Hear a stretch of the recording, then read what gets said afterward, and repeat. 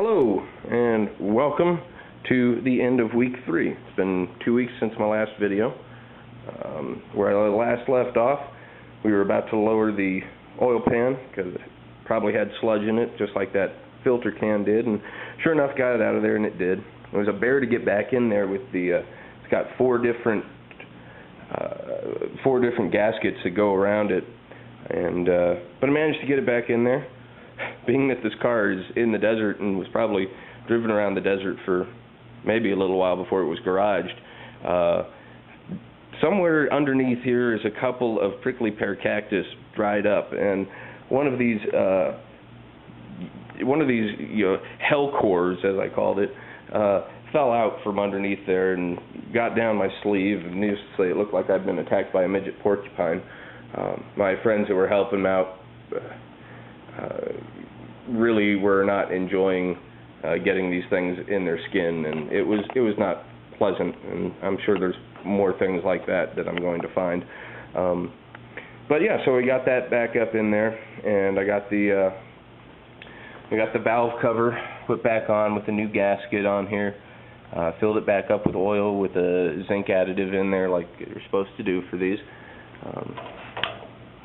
I got that new distributor cap put in there, and new wires, new plugs. So that should hopefully be good to go. At least it looks better. I'm making some progress.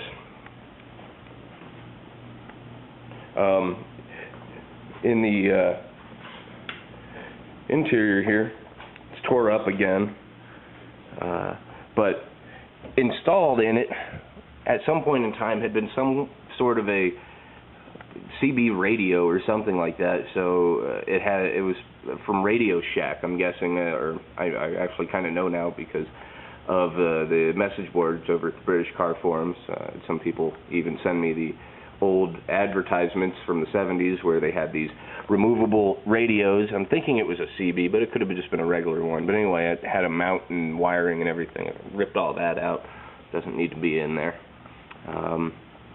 Let's see, I got my multimeter here. I pulled up some of the carpeting here, and yeah, all this is shot. I'm gonna have to tear everything out, but you know, that's us all in the plans, I guess. I mean, the whole interior is gonna need to get cleaned up anyway. Bought myself a new shop vac for vacuuming, and of course, I vacuumed the entire interior before I pulled out this carpet. I get to do it all over again. That's all right. It's okay. So anyway, the wiring was shot, like I was saying before. So I spent a lot of time working on the electrical. You can see here I pulled the grill out. It wasn't even attached anyway. But I think I'm going to leave it black.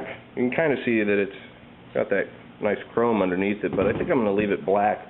So I think it kind of looks good myself, personally.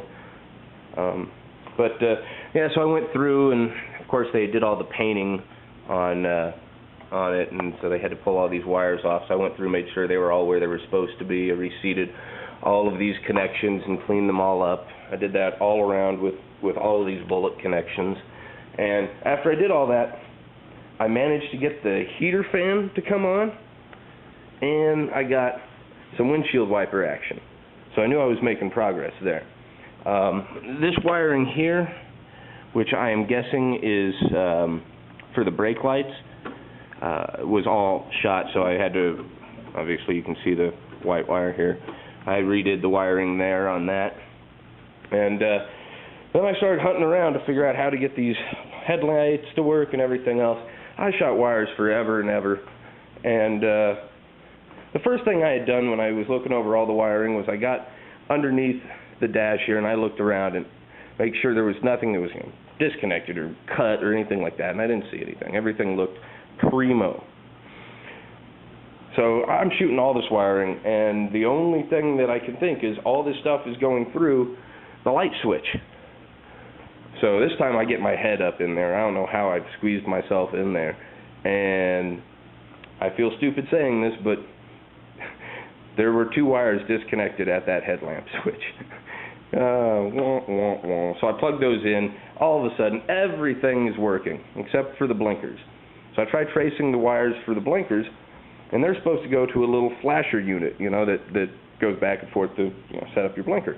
Well, that flasher unit is supposed, if I can get my light here,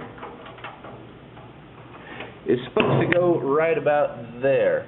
And you can see there's a little bracket. There's nothing there. And I found 2 wires cut off right at the firewall. So I put 2 new wires in with nice heat shrink and made it look pretty. So I have 2 new wires to go to a new switcher unit or flasher unit. Should be on its way. So that'll be the next video. I'll have that in there. And then same thing with the hazard switch here. The flasher unit for it is completely missing. So I have one of those on the way. But yeah, making progress. So I thought I'd show off what I was able to do or able to get accomplished here.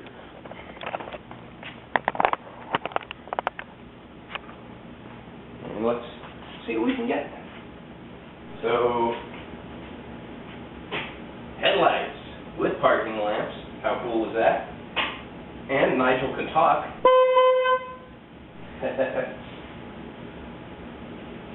And then we also have the blinkers that are working.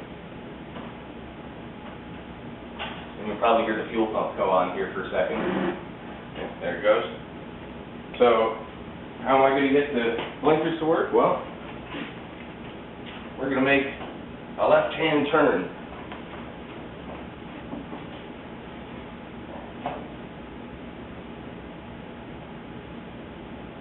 I've got to touch the wires together but it's going to work once I get that flasher unit in there. How about